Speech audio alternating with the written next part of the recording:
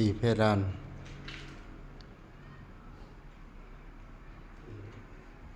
จับระดับน้ำตีเพดาน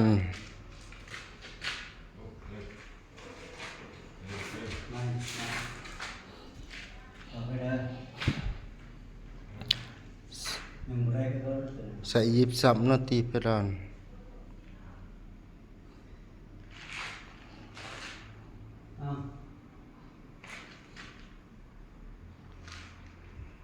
มุมเลยนะ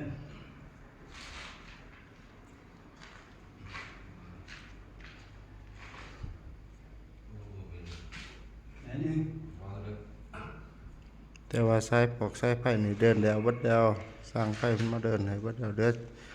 ตีเพดานมาหน่อย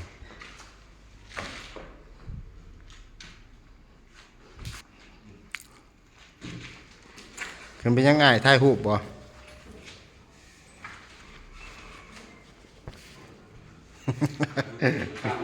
กลมกับไปก็คือนะจะเป็นกลมไปอีหยัง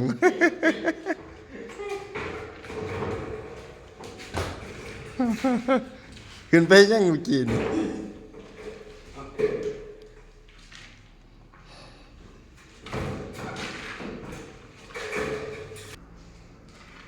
ขึ้นไปเลยขึ้นไปเลยคุ้มฝากเลย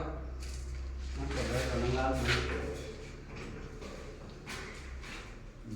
เอาเลย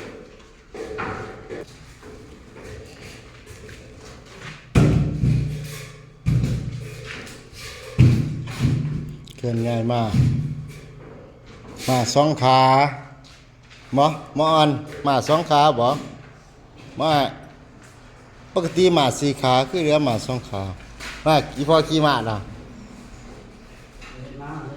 อย่าไปจับหางมันได้มันถีบได้อ่อน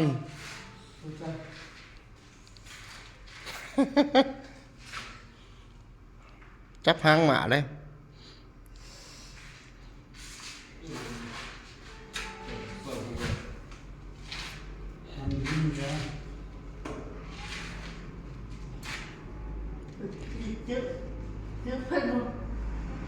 เสียบ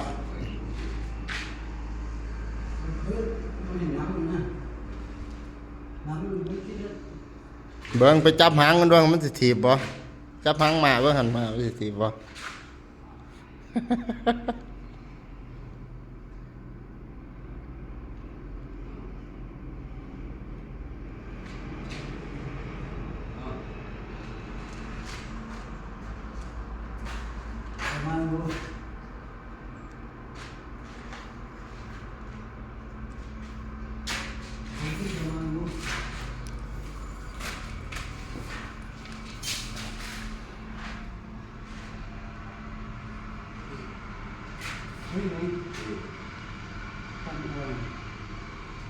จับระดับจับระดับ